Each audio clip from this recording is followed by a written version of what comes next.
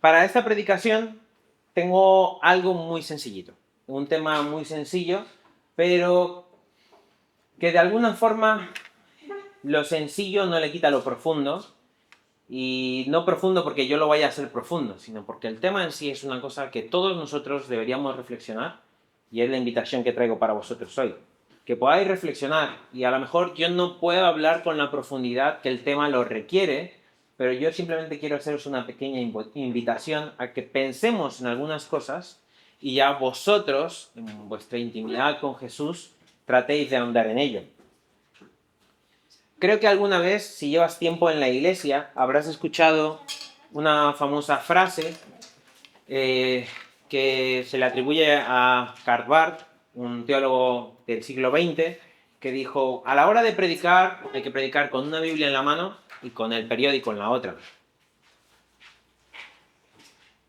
Este hombre se le atribuye esta frase. Él vivió, siglo XX, vio las grandes guerras mundiales, y esta frase se repite mucho en la iglesia. Alguna vez yo la he dicho, porque es una frase súper importante que nos habla de cómo en la iglesia tenemos que tener tanto presente la palabra de Dios como los acontecimientos que están ocurriendo. Y es una frase preciosa, es una frase súper impactante. Sin embargo, es una frase muy difícil de aplicar. Como os contaba, seguramente Karl Barth vio atrocidades en el sentido de su época. Él no fue a la guerra, pero estuvo ahí. Fue testigo, ¿no?, de lo que le pasó al mundo con la Primera y con la Segunda Guerra Mundial. ¿Qué habrá pensado él? ¿Qué habrá sentido? Es algo que a lo mejor no podemos hablar ahora, pero yo reflexionaba en cómo se habrá sentido este hombre, qué habrá significado esta frase para él en el momento en el que la haya dicho. Y reflexionaba, bueno, en verdad nosotros no estamos tan lejos de lo que a lo mejor él experimentó. En el sentido de que nosotros no experimentamos dos guerras mundiales, pero no sé si lo sabes, pero desde que tú y yo nacimos, el mundo no tiene un momento de paz. Y ahora mismo es un momento, a lo mejor, no es que la guerra ahora sea más importante, pero pues por diferentes razones socioeconómicas, políticas, la guerra ahora nos afecta más a todos. Entonces la tenemos más presente. Sin embargo, nunca ha habido paz desde que tú y yo hemos nacido. Aparte de eso, tú y yo somos supervivientes de una pandemia mundial. ¿Cómo nos sentimos no me acuerdo, 2020, 2021? Yo es que la verdad tengo difuso toda esa época, pero ¿cómo nos sentíamos cuando de repente entrábamos y veíamos tal número de fallecidos, tal número de contagiados, y había una página web donde podías seguirlo en vivo y era como refresh, y horrible, horrible. Somos una generación que ha experimentado, o que está experimentando, muchísimo dolor y sufrimiento en el mundo.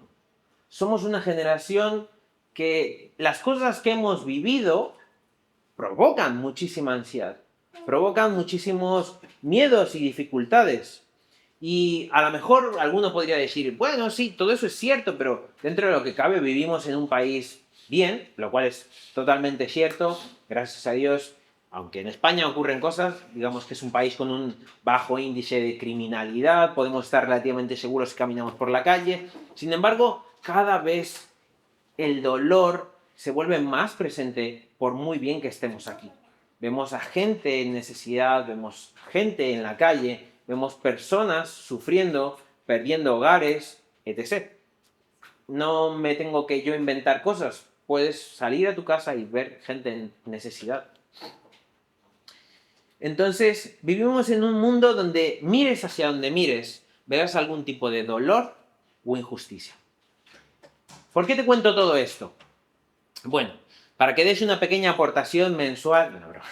Te cuento esto porque la realidad es que el mundo, desde que somos humanidad, siempre hemos tendido al caos. Siempre hemos tendido a dañarnos los unos a los otros. Y aunque esto es nuestra realidad, nuestra generación está especialmente cauterizada ante estas cosas. ¿Sabes lo que te quiero decir? Somos una generación tan sobreinformada, que si Instagram, las noticias, alguien te dijo, no, ha habido una guerra no sé qué, están atentando contra no sé qué, contra no sé cuánto. Tenemos tanta información que literalmente los psicólogos hablan de que toda esta información lo que nos lleva es a un bloqueo emocional que nos lleva a ser muy indiferentes con todo lo que está pasando. Te lo repito, nuestra generación está viviendo las mismas dolores de toda la historia. La única diferencia es que a nosotros, aunque vemos más, cada vez nos importa menos. Eso es peligroso. Me gustaría que me acompañes hoy al libro de Romanos, porque Romanos tiene algo que decirnos con respecto a esto. Así que si puedes, acompáñame a Romanos capítulo 8. Romanos es un libro complejo, una epístola compleja, muy importante en el mundo cristiano, no sé si lo sabes, pero Romanos fue el libro que inspiró a moverse a gente como Agustín de Hipona, Lutero, John Wesley. El libro de Romanos les inspiró, les cambió, les transformó. Entonces Romanos tiene muchísima riqueza y por lo mismo es un libro difícil. Entonces si lo tienes por ahí, Romanos capítulo 8, vamos a leer del 15 al 25.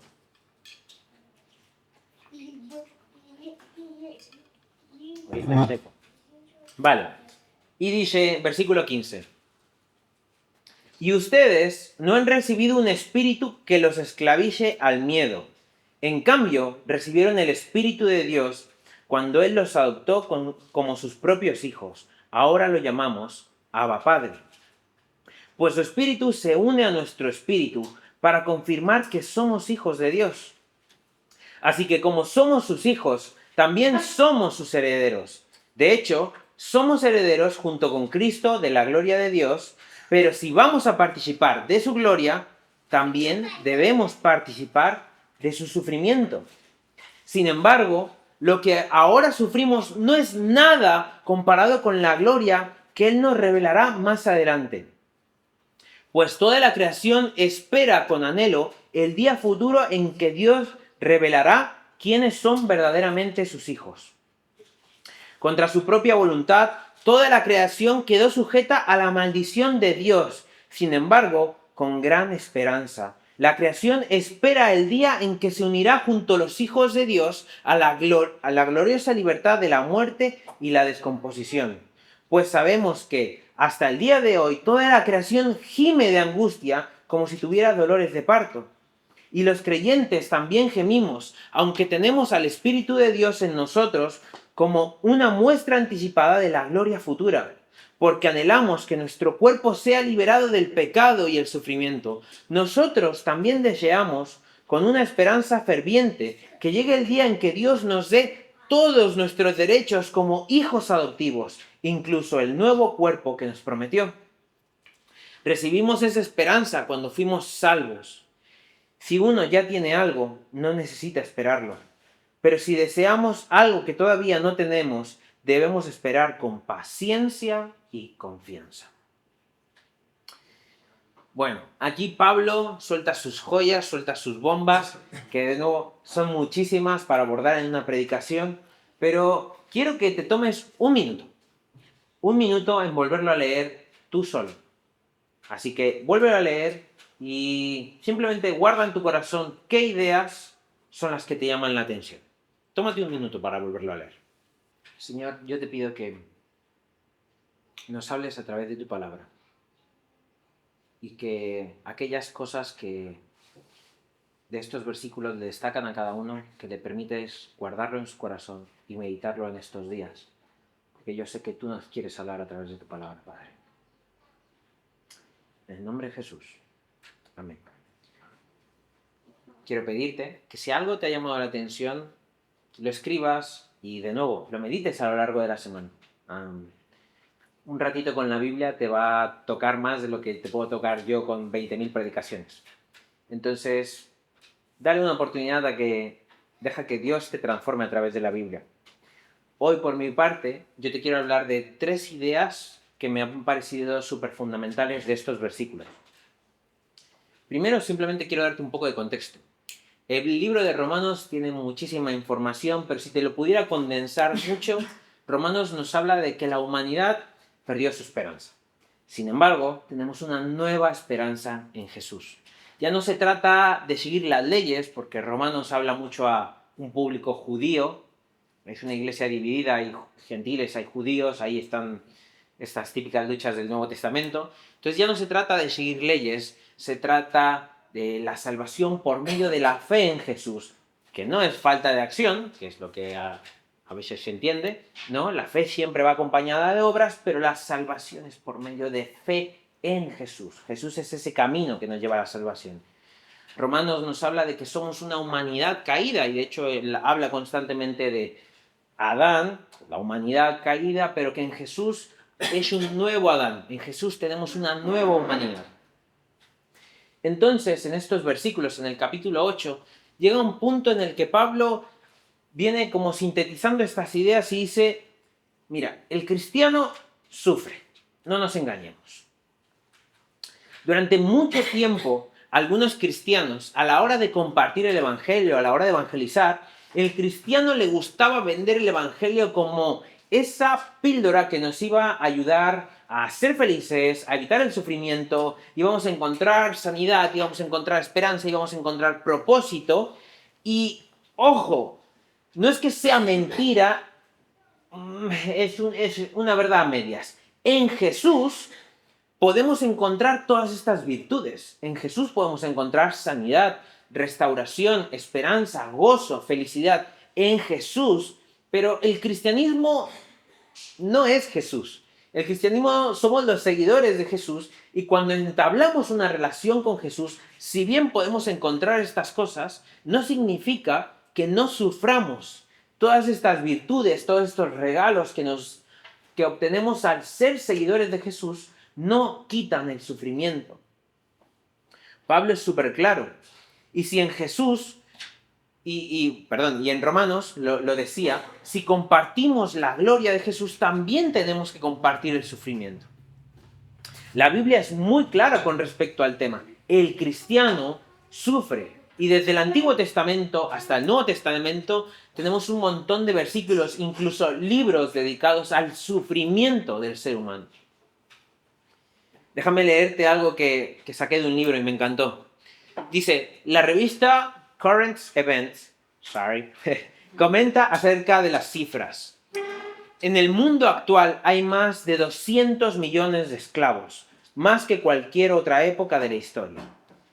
En Time informan que decenas de millones de personas en todo el mundo, incluso niños de no más de 6 años de edad, están trabajando en esclavitud en condiciones infrahumanas y peligrosas que con frecuencia implican jornadas laborales de más de 18 horas, palizas y abusos sexuales.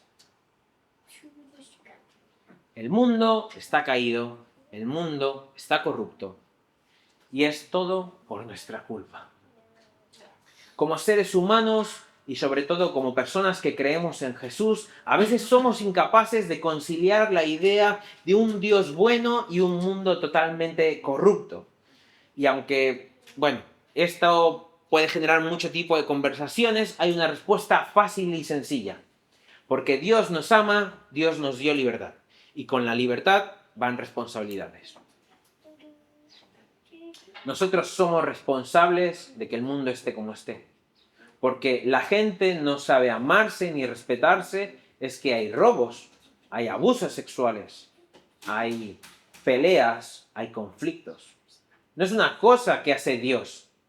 Dios no pone en ti el tener un conflicto.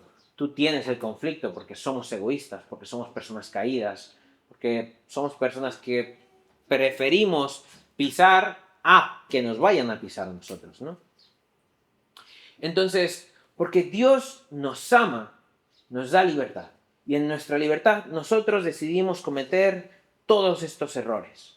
Y de nuevo el libro de Romanos es consciente de esto, por eso lo lleva hasta Adán. Desde Adán la humanidad, Adán, humanidad, es lo que significa, cayó, decidió pecar, decidió jugar bajo sus propias reglas. Siempre habrá sufrimiento. Es el costo de la libertad.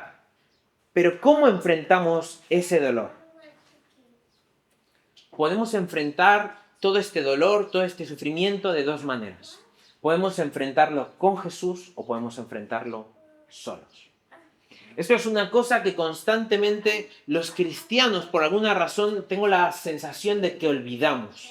No estamos jugando un juego en el que Dios nos creó y se fue y ya no vuelve a tener relación con su creación. No, Dios es un Dios presente. Jesús nos dejó su Espíritu Santo, su Espíritu en nosotros, para ayudarnos a lidiar con todo este sufrimiento.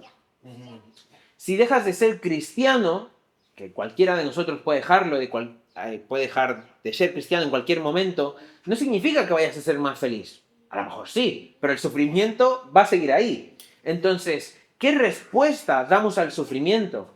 A veces el ateísmo juzga al cristianismo como diciendo, es que tu esperanza es Jesús, pero eso es una esperanza vacía, es como un placebo y puede ser, pero ¿qué ofrece el ateísmo? No ofrece tampoco nada, no te da una respuesta mejor a la nada. Bueno, existe el sufrimiento y ya. Bueno, muy bien. Por lo menos nosotros tenemos una idea. Y esta idea no solamente nos dice que nos va a ayudar, sino que quiere restaurarnos para que nosotros restauremos a los demás.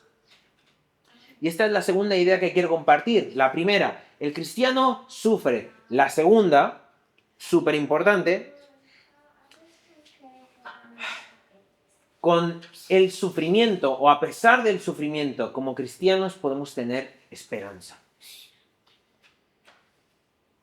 Esta esperanza para muchos es una esperanza tonta, como decía antes. Sin embargo, a mí honestamente no me lo parece. El ser humano, y lo puedes ver en todo el mundo, tenemos eternidad en nuestro corazón. Todos queremos saber qué ocurre después de la muerte, todos tenemos dudas, todos tenemos preguntas, todos tenemos miedos de qué ocurrirá. Hay muchas teorías de qué puede ocurrir después de la muerte. Sin embargo, algo que me encanta de la Biblia y del cristianismo es que su respuesta a qué viene después de la muerte, a diferencia de otras religiones, la respuesta del cristianismo no es hedonista. No es que tú te vayas a encontrar en una nube con un montón de gustos para satisfacerte. Como en otras religiones vas a poder acostarte con muchas mujeres o beber hasta cansarte. No, el cristianismo no te ofrece un futuro para que te complazca a ti. El cristianismo habla de una esperanza futura que habla de restauración, restauración tuya, restauración de ti con la comunidad y una restauración del mundo. Lo que acabamos de leer, me encanta como lo escribe Pablo, el mundo gime hasta que sea restaurado. El planeta sufre hasta que sea restaurado. El cristianismo ofrece una idea en la que todo lo afectado no va a ser borrado ni echado a la basura, sino que va a ser restaurado para que florezca y se convierta en lo que debía haber sido. A esto me refiero en que no es un futuro en el que nos encontraremos en una nube gozando, sino que nos encontraremos siendo nosotros restaurados, santos, perfectos, viviendo en plenitud entre nosotros y con un mundo en plenitud. No solo es una satisfacción personal, es una restauración, como dije, individual, comunitaria y universal. Precioso. Un comentarista dice, aquellos que lleguen a entender el gran propósito y el llamado de Dios, todavía experimentarán dolor y sufrimiento en esta vida, pero entenderán por qué. Mirarán hacia la época en la que Dios les dará vida eterna y les permitirá gobernar con Cristo en su reino. Pablo nos exhorta, por tanto, alentaos los unos a los otros con estas palabras. El propósito de la iglesia no solamente es venir y tener comunidad, que es súper bueno, es súper sano, es súper necesario. El propósito de esta comunidad es alentarnos. Porque como cristianos deberíamos tener esperanza. Como cristianos deberíamos ver al mundo y dolernos con las situaciones que están ocurriendo, pero deberíamos llegar aquí y entre nosotros experimentar un trocito de cielo y hablar de las virtudes que llegaremos a experimentar para tener la fuerza y la esperanza de vivir hoy.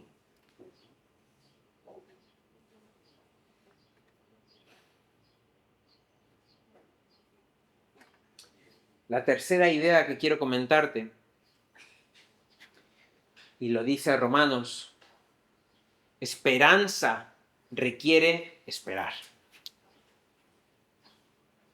Esperanza, sí o sí, requiere esperar.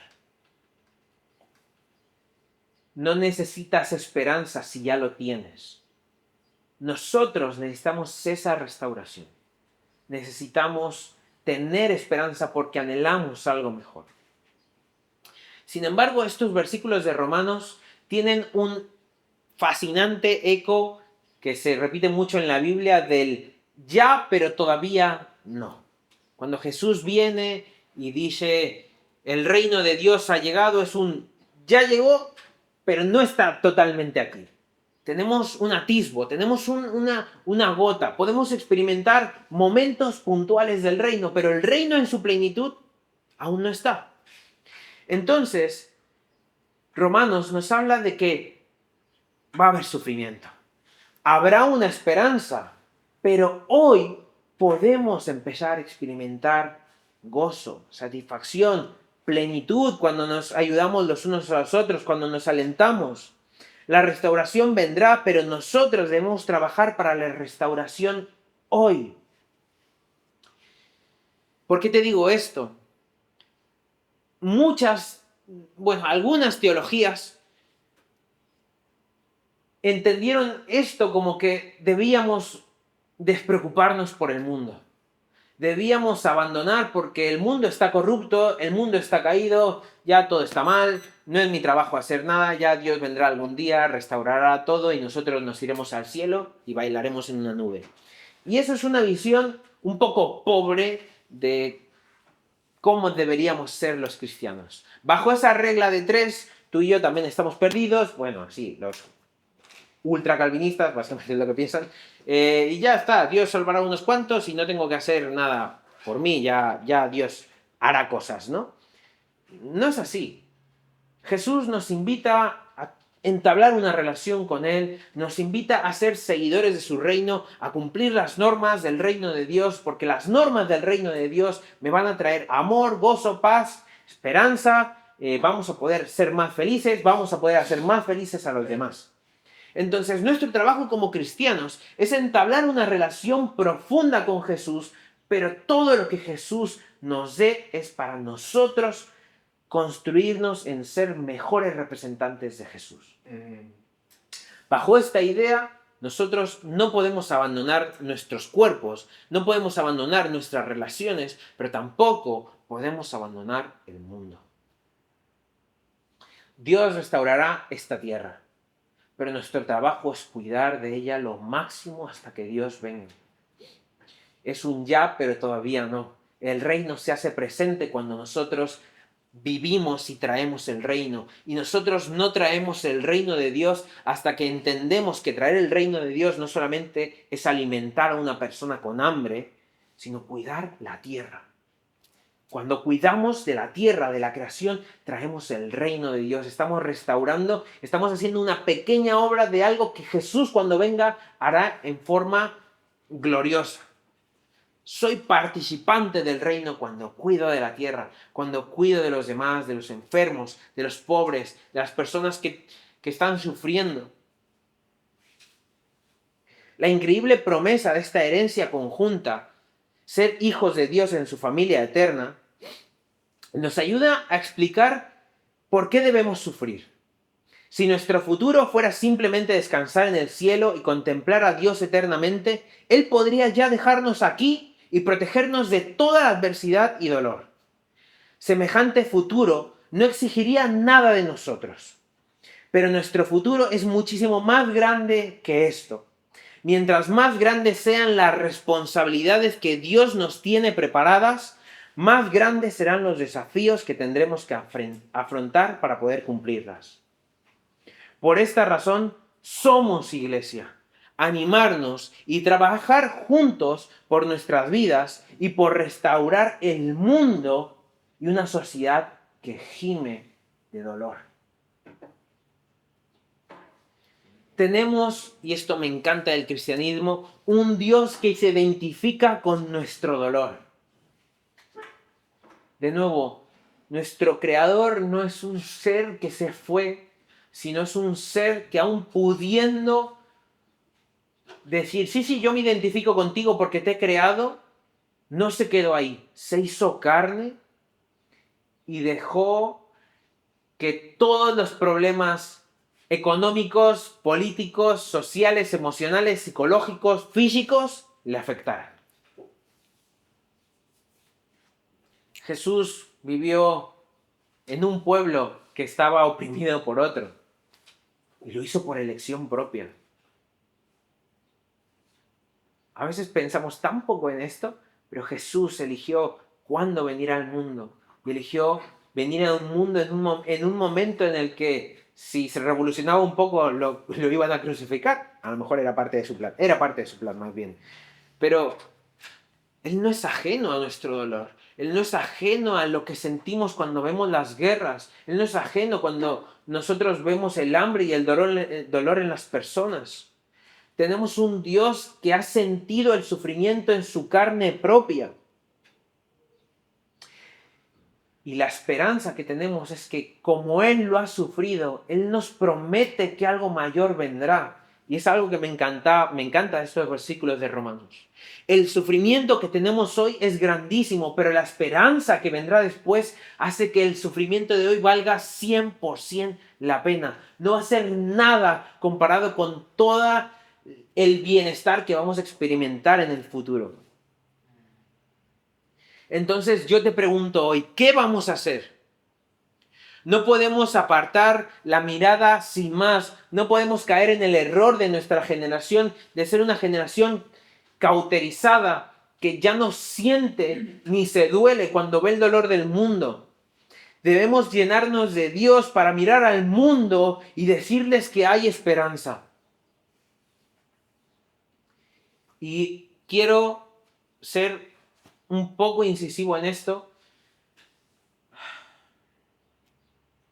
Soy una persona, y creo que, bueno, a lo mejor a todos nos ha pasado, y pongo el ejemplo del COVID, en el que hubo un momento en el que la saturación es demasiada.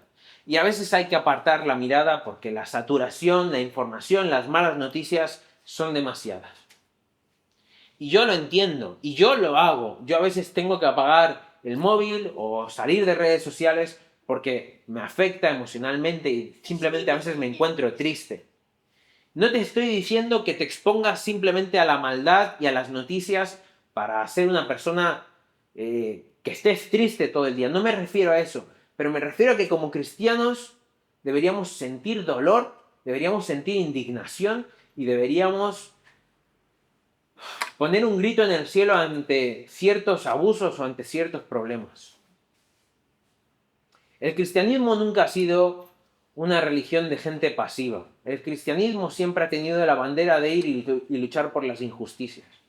Y a día de hoy nosotros somos una generación que no sale a luchar por las cosas. Y tenemos nuestras carencias. Y yo no te juzgo, en plan, yo tampoco tengo a lo mejor este espíritu guerrero que tenían otras personas en otros tiempos. Pero algo tenemos que hacer. Algo tenemos que hacer. Y no podemos permitir, y perdón por lo que voy a decir, pero me molesta, que ciertas teologías justifiquen daños, justifiquen guerras. Y no estoy hablando de una cuestión política, estoy hablando de una cuestión teológica. La política se me escapa de las manos, yo no la puedo entender, yo no controlo, yo no decido lo que los países hacen o dejan de hacer. Pero como alguien cristiano no puedo entender que un cristiano justifique guerras, justifique sufrimientos, justifique hambre. El Jesús en el que creo estaría a lo mejor allí dando de comer a todas esas personas necesitadas. no me refiero a que todos nos vayamos ahora a Gaza a dar de comer a la gente, o a Ucrania, o a Rusia. Que a lo mejor, si es lo que Dios pone en tu corazón, te animo a hacerlo, y como iglesia intentaremos apoyarte, y lo digo muy honestamente. Pero algo tenemos que hacer. Algo tenemos que hacer. Porque Jesús se daba por todas las personas que sufrían. Ambrosio, un padre de la iglesia, dijo esta frase, y con esto quiero cerrar. Debe haber una diferencia entre los siervos de Cristo y los adoradores de ídolos. Estos últimos lloran por sus amigos, pues suponen que han perecido para siempre. Pero en cuanto a nosotros, para quienes la muerte es el fin, para quienes la muerte no es el fin,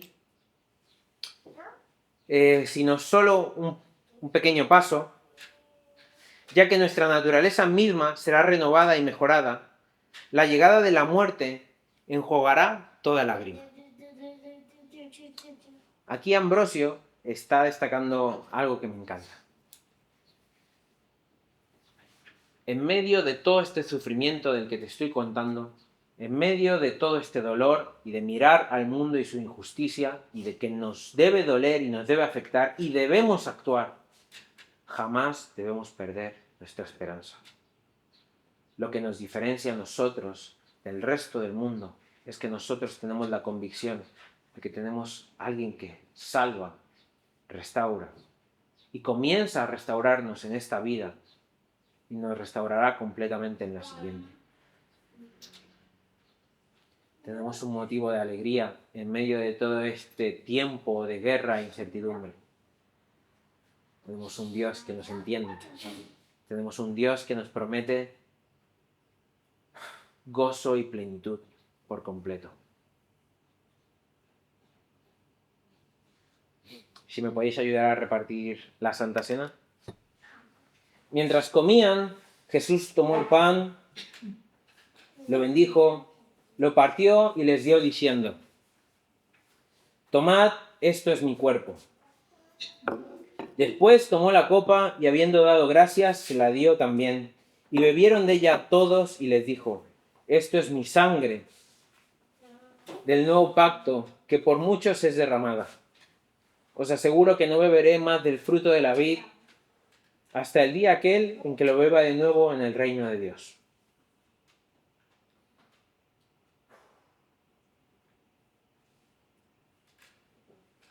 Gracias, Señor Jesús, porque hace 2000 años diste tu vida en una cruz para salvarnos y con tu salvación traernos esperanza. Ayúdanos a no perder esa esperanza, Señor. Ayúdanos a ser pacientes y tener confianza en lo que vendrá. Pero, Padre, ahora que recordamos tu acto de salvación hacia nosotros, recuérdanos que tú nos llamaste a extender tu salvación. La salvación no es solo para nosotros, sino para que todo aquel que la conozca. Señor, danos el coraje de ser seguidores tuyos, que puedan salir a las calles y extender sanidad, extender salvación, extender perdón, amor, misericordia, restauración, Señor. No nos dejes ser una iglesia pasiva, que mire al mundo y se calle. Perdónanos, Padre, porque hemos pecado siendo indiferentes. Perdónanos, Señor, porque a veces nos da igual el dolor. Pero por favor, que tu esperanza nos lleve a ser reflejo tuyo, Señor. Y celebramos hasta el día en que tú vengas y podamos disfrutar de este pan y de este vino en plenitud contigo, siendo nosotros restaurados en un mundo restaurado, Señor. En el nombre de Jesús. Amén. Participemos.